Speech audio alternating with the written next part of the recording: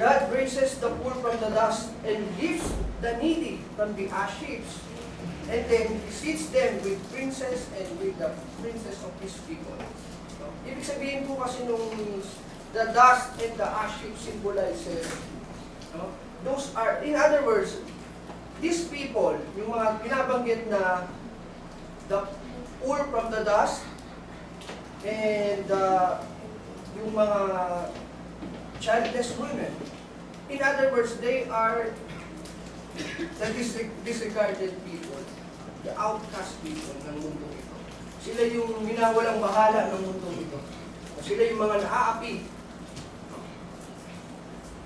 Ang sabi dyan, the meaning of ash heap and the dust symbolizes the public garbage or dump to illustrate the absolute desperation of society's most invisible or disregarded people. Yung mga outcasts, sa madaling salita, sila yung mga out of place, yung mga hindi na iniintindi masyado.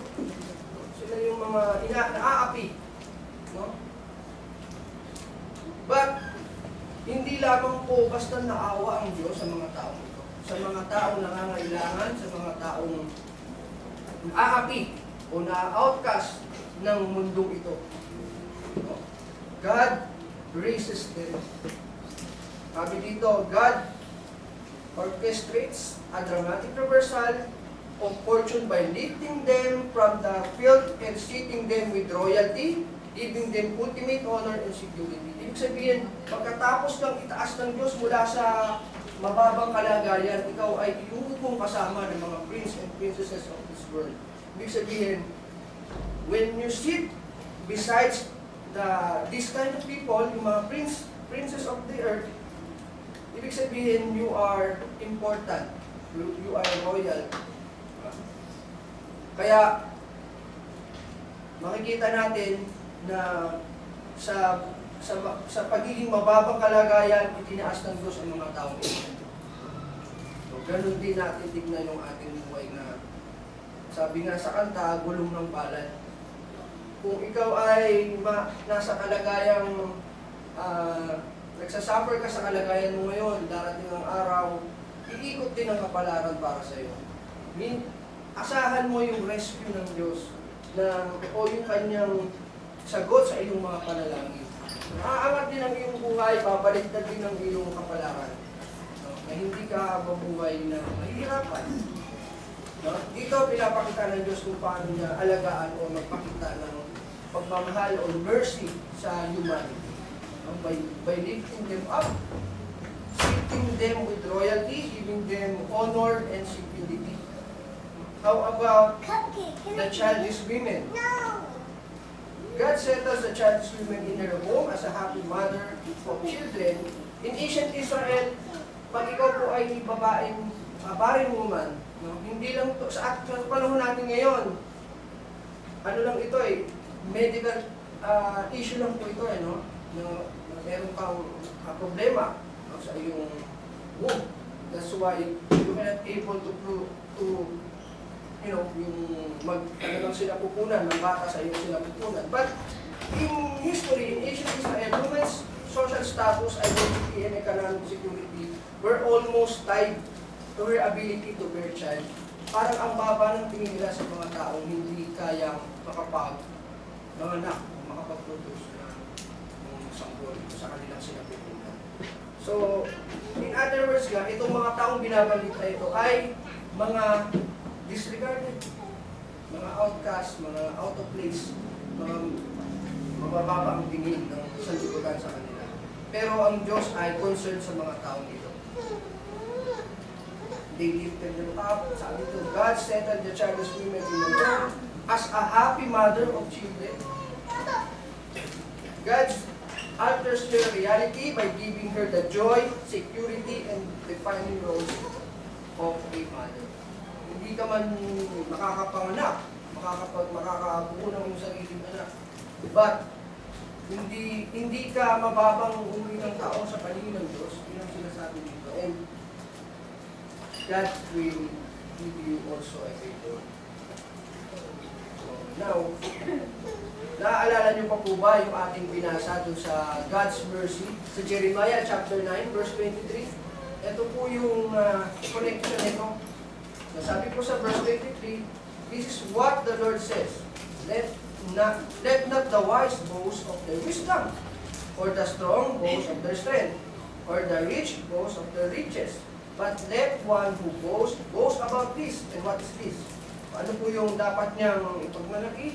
That they have the understanding to know me, that I am the Lord who exercises kindness, justice, and righteousness on earth, for in this I delight, declares the Lord. Yan po ang katangian ng Diyos na magandang i-adapt natin yung pagiging maawain, pag-ibig sa kapwa. Dahil ganun iniibig ng Diyos ng isang katauhan. Ganito sana natin makita rin ang Diyos kung paano nakikita ng psalmist o kung paano niya kilala ang Diyos, ganito din sana natin siya kilala. No? Huwag tayong mag-doubt sa ating Panginoong Diyos na ating inaasahan, ating sinasamba at sinasampalatayanan. Kaya ito pong tanong na, God, are you listening? Where are you? What kind of God are you? Ito po ay naglalarawan or tumutukoy din po sa isa nating papasahin kasunod na passage na nasa Psalms din. Ito pong Psalms chapter 73. Na kung saan yung mga tanong din natin bilang karamihan mga tao kapag tayo ay nakakaranas ng paghihirap, we feel that the favor of God is not with us. No? Para bang nagkakaroon tayo ng doubt, ng inggit sa ibang tao. No? Ganito po natin matutunghayan yung susunod natin babasahin dito sa Psalms chapter 73. No, napapagkukuha na natin ng realizations or reflections sa ating mga buhay. So sa chapter 1, sabi ni Asaph, si Asaph po na isang worshiper of God. Sabi po, surely God is good to Israel, to those who are pure in heart. So good news po mga kapatid, diba? That God is good to those people who are pure in heart. No? Pero sa kasunod na verse, ang sabi niya, but, merong pakasakali, he believes that God is good to those people who are pure in heart, but, ang sabi niya sa verse 2, but as for me, let's read in Tagalog po, dahil tayo Pilipino at mas naman ako sa Tagalog, mas comfortable ako sa Tagalog. Sa verse 2, ang sabi niya, ngunit tungkol sa akin, ang mga paa ko'y halos nahiwalay, ang mga hakbang ko'y kamunti ng mga dulas, sapagkat ako'y nanaglihi sa hambog ng aking makita ang kaginhawaan ng masama.